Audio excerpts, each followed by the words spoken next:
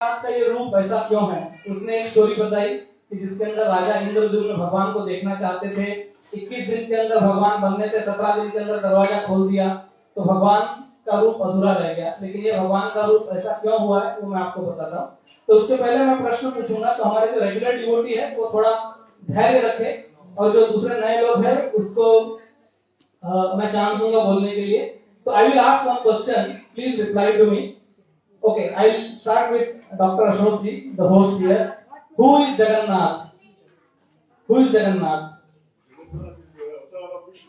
Avatar of Vishnu. Very nice. Any other answer? Hey, tu ruk bhai, tu ruk. Yes, Acha. Avatar of Krishna. What else? Who is Jagannath? The Lord of the universe. The Lord of the universe. Very nice. What else? Yes, Madhusudan Prabhu. Sri Jagannath, Sri Krishna. Krishna और जगन्नाथ में कुछ फर्क नहीं है. Okay. So Jagannath is Krishna in separation of Radharani. Who is Jagannath? Jagannath is Krishna in separation of Radharani. He is remembering Radharani, and I will tell you how this form has come up. And who is Chaitanya Mahaprabhu? Who is Chaitanya Mahaprabhu? Avatar of Krishna. Anything else? No. So he is Krishna in separation of Krishna. Who is Chaitanya Mahaprabhu? Chaitanya Mahaprabhu is Krishna in separation of Krishna. So he is always remembered because Sri Chaitanya Mahaprabhu is in the mood of Srimati Radharani and Kanti. Sri Radhara Bhave Eve Gaura Avatar Hare Krishna नाम गौर कोरी का प्रचार। तो भगवान जगन्नाथ अपनी कथा इतना ध्यान से सुनते। नारद मुनि ने एक बार उनसे पूछा कि बहुत सारे लोग आपका एड्रेस पूछते हैं, कोई विजिटिंग कार्ड छपाया है क्या? तो कृष्णा ने कहा नहीं छपाया। तो बोला क्या बोलूं उनको, कहाँ पे है वो? हाँ, आप वैकुंठ में रहते हो? तो उन्होंने कहा नाहम तिष्ठामि वैकुंठे। बोला अच्छा, योगियों के हृदय में रहते हो? तो योगी नाम हृदयेषु हुआ। तो फिर कहाँ रहते हो? यत्र गायत्री मद भक्ता तत्र तिष्ठामि नारदा, के जहाँ पर मेरे भक्त लोग बैठ के मेरा कीर्तन, मेरा गायन, मेरा भजन, मेरा कथन करते हैं, वहां पर मैं रहता हूँ। तो एक बार ऐसा हुआ कि साउथ इंडिया के जंगल से एक योगी गुजर रहे थे, समझो उनका नाम था भूत योगी। ओके, भूत योगी जा रहे थे और इतनी भयंकर मूसलाधार बारिश हुई, जैसे it was raining like cats and dogs. इतनी बारिश पड़ने लगी तो भगवान के भक्त थे, तो उन्होंने सोचा कि अरे भगवान के भक्त को कुछ भी आता है ना तो तुरंत भगवान को याद करता है। तो उन्होंने सोचा कि अरे भगवान कुछ करो, इस जंगल में मैं कहाँ पे शेल्टर ढूंढूं। तो lo and behold in that jungle he found one hut, एक कुटिया उनको मिली और उन्होंने भगवान का धन्यवाद दिया। बोला अरे इस जंगल के अंदर भी भगवान ने मेरे लिए कुटिया का आयोजन किया। और वो कुटिया कुटिया का आयोजन किया तो वो अंदर चुपचाप कुटिया में गए और बहुत बारिश कड़ाके की हो रही थी। तो छोटी सी कुटिया थी, सिर्फ इतनी जगह थी कि एक व्यक्ति उसके अंदर सिर्फ लेट सकता है, सो सकता है। तो उसने भगवान का धन्यवाद दिया, सोते समय भगवान का धन्यवाद दिया। और हम भी जब सोने जाए ना तो एक्चुअली भगवान को प्रणाम करके धन्यवाद देके सोना चाहिए, क्योंकि पता नहीं रहता है कल सुबह उठ पाएंगे कि नहीं। तो अगर हम उठे हैं तो भगवान की कृपा है हमारे को। तो उन्होंने भगवान का धन्यवाद दिया और वो लेट गए, सोने चले गए।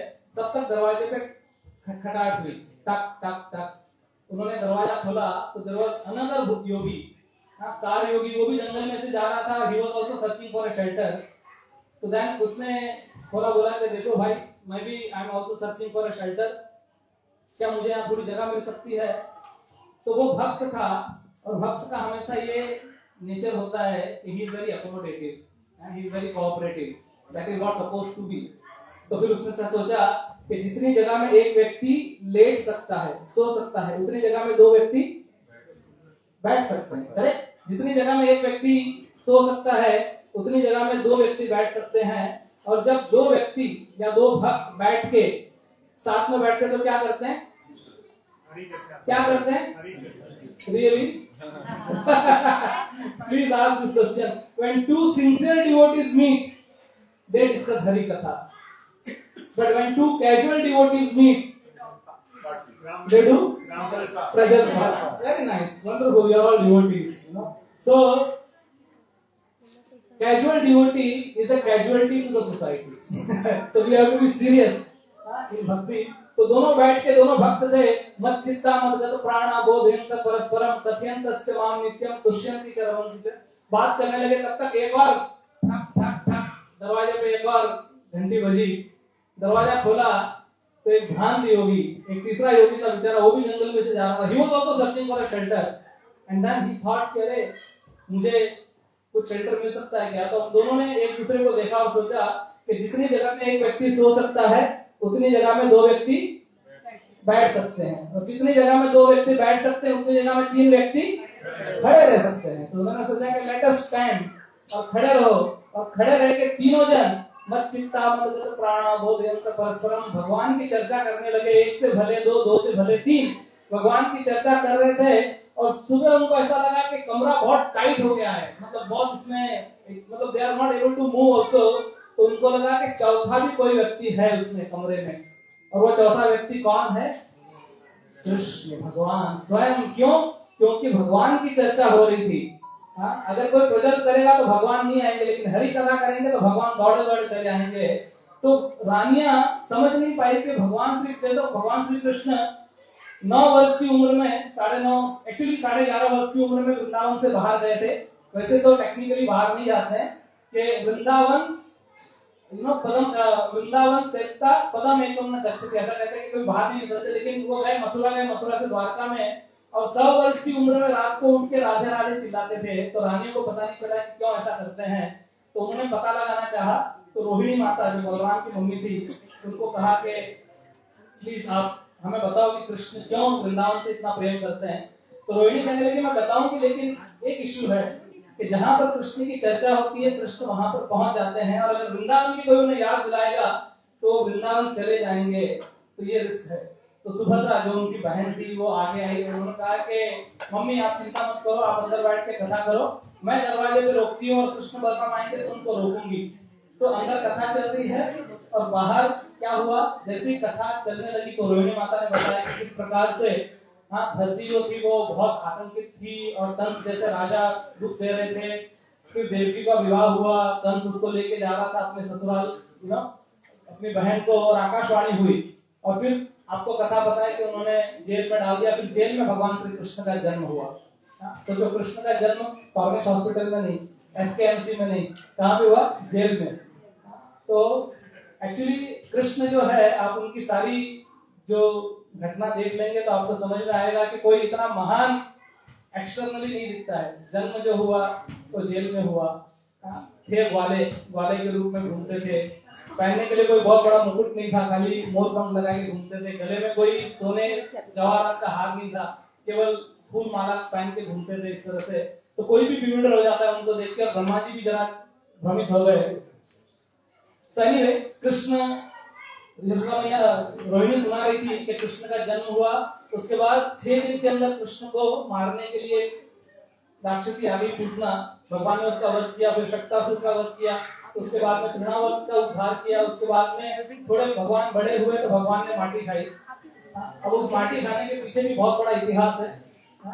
तो एक बार माता यशोदा कृष्ण को जब नहलाती थी और नहला के छोड़ देती थी, तो कृष्ण क्या करते थे, तुरंत बाहर निकल के और मिट्टी में लौटने लगते थे। क्यों?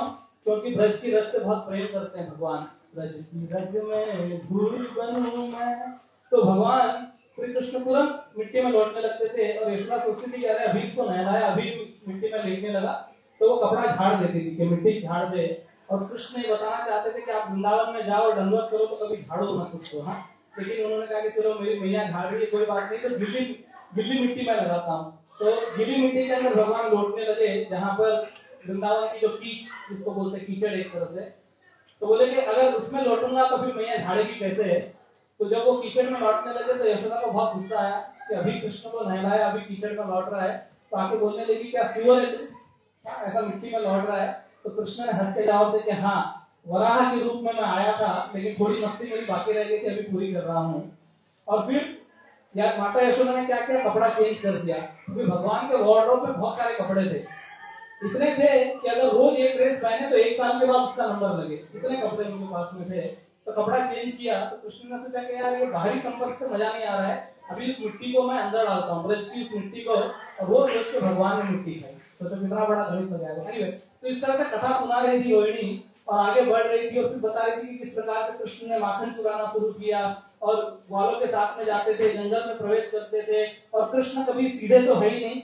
हाँ, मेरे बांके बिहारी लाल तो टेढ़े मेढ़े चलते थे, तो जाते भी तो जंगल में इस तरह से जाते थे, इस तरह से जाते थे, इस तरह से जाते थे। और कृष्ण के साथ साथ में गोपगण चल रहे हैं, तो कुछ कृष्ण के राइट साइड में चल रहे हैं, कुछ लेफ्ट साइड में चल रहे हैं। तो जो राइट साइड में चल रहे हैं वो लोग किधर देख रहे हैं?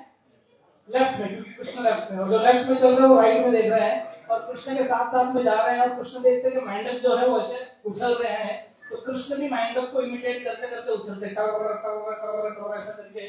और फिर कृष्ण वहां देखते हैं कि वहां पे मोर जो है वो मोर उड़ रहे हैं, तो कृष्ण भी मोर की तरह उड़ने की कोशिश करते हैं,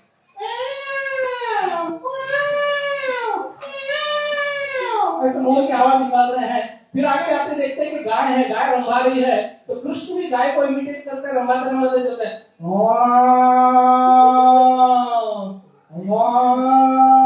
आवाज निकालते हैं, और इस तरह से गाय के पीछे पीछे जा रहे हैं। फिर बंदर के जैसे छलांग लगा रहे हैं और उड़ते हैं। पैरेट आते हैं तो पैरेट की तरह वो आवाज लगाते हैं,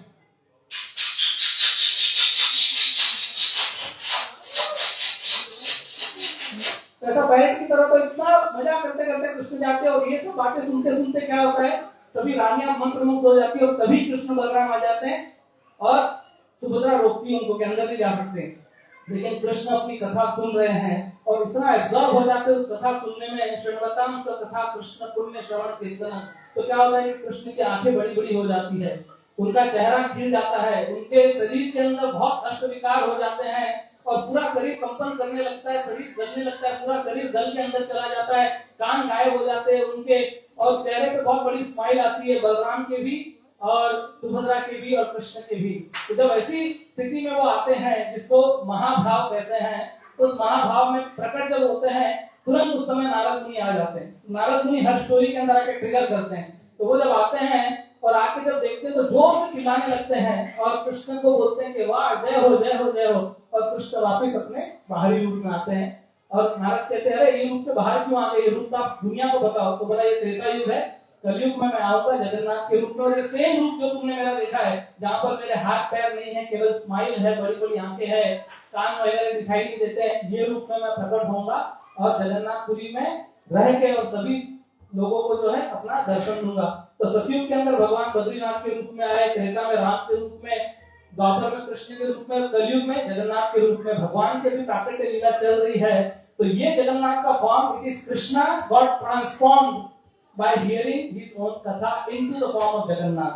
तो इसके लिए जगन्नाथ की कथा भागवत जो है इतना महत्वपूर्ण है कि रोज हमको पढ़ना चाहिए, भगवत गीता भागवतम का पाठ करना चाहिए। और ये जगन्नाथ को आप जब भी देखो तो आपको याद आना चाहिए कि जगन्नाथ का स्वरूप कृष्ण से ऐसा क्यों हुआ है, सिर्फ उनकी कथा सुनने की वजह से। ठीक है, तो will stop here. Thank you very much. Hare Krishna, Shri Jagannath Baldev Subhadra मैया की जय, प्रभुपाद की जय।